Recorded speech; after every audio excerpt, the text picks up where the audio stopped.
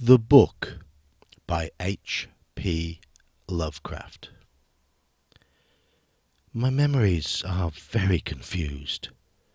There's even much doubt as to where they begin, for at times I feel appalling vistas of years stretching behind me, while at other times it seems as if the present moment were an isolated point in a grey, formless infinity.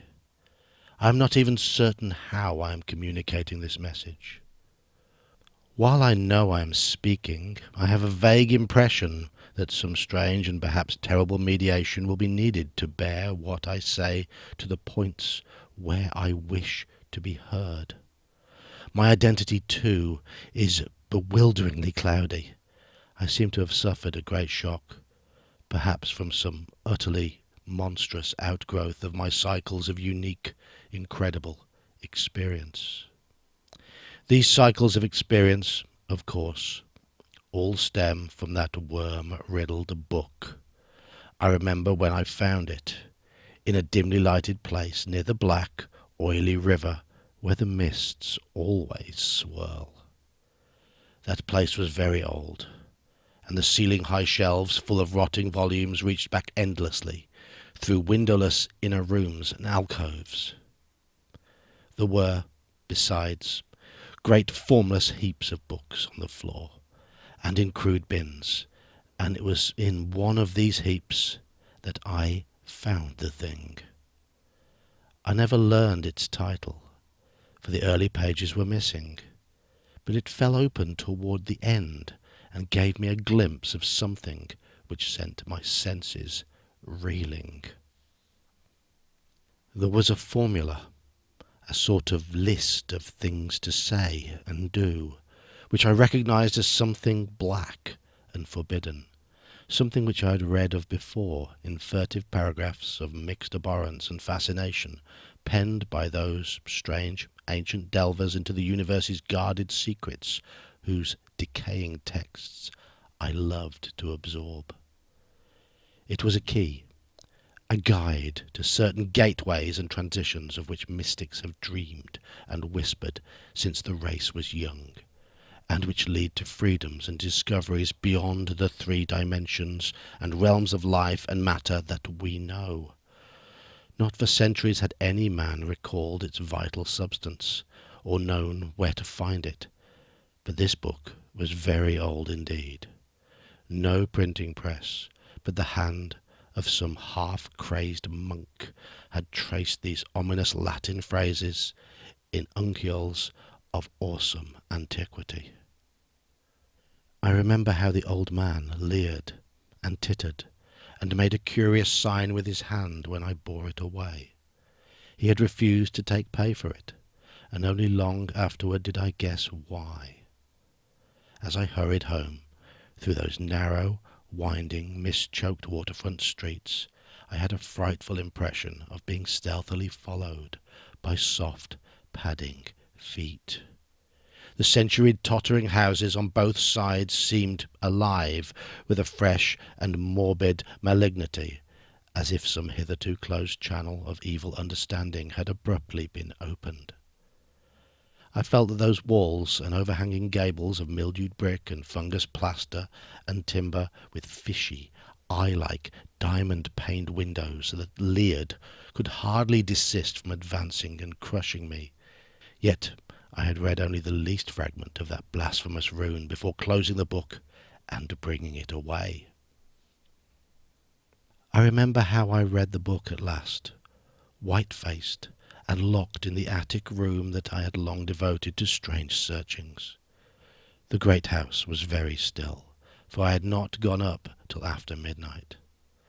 I think I had a family then, though the details are very uncertain, and I know there were many servants. Just what the year was, I cannot say, for since then I have known many ages and dimensions, and have had all my notions of time dissolved and refashioned. It was by the light of candles that I read. I recall the relentless dripping of the wax, and there were chimes that came every now and then from distant belfries. I seemed to keep track of those chimes with a peculiar intentness, as if I feared to hear some very remote, intruding note among them. Then came the first scratching and fumbling at the dormer window that looked out high above the other roofs of the city. It came as I droned aloud the 9th verse of that primal lay, and I knew amidst my shudders what it meant. For he who passes the gateways always wins a shadow, and never again can he be alone. I had evoked, and the book was indeed all I had suspected. That night I passed the gateway to a vortex of twisted time and vision, and when morning found me in the attic room, I saw in the walls and shelves and fittings that which I had never seen before. Nor could I ever after see the world as I had known it. Mixed with the present scene was always a little of the past and a little of the future, and every once familiar object loomed alien in the new perspective brought by my widening sight. From then on, I walked in a fantastic dream of unknown and half-known shapes, and with each new gateway crossed, the less plainly could I recognize the things of the narrow sphere to which I had so long been bound. What I saw about me, none else saw, and I grew doubly silent and aloof, lest I be thought mad. Dogs had a fear of me, for they felt the outside shadow which never left my side. But still I read more, in hidden, forgotten books and scrolls to which my new vision led me, and pushed through fresh gateways of space and being and life patterns toward the core of the unknown cosmos. I remember the night I made the 5 concentric circles of fire on the floor, and stood in the innermost one chanting that monstrous litany the messenger from Tartary had brought. The walls melted away, and I was swept by a black wind through gulfs of fathomless grey with the needle-like pinnacles of unknown mountains miles below me. After a while there was utter blackness, and then the light of myriad stars forming strange alien constellations. Finally I saw a green-lit plain far below me, and discerned on it the twisted towers of a city built in no fashion I had ever known or read of or dreamed of. As I floated closer to that city, I saw a great square building of stone in an open space, and felt a hideous fear clutching at me. I screamed and struggled, and after a blankness was again in my attic room, sprawled flat over the 5 phosphorescent circles on the floor. In that night's wandering there was no more of strangeness than in many a former night's wandering, but there was more of a terror, because I knew I was closer to these outside gulfs and worlds than I had ever been before.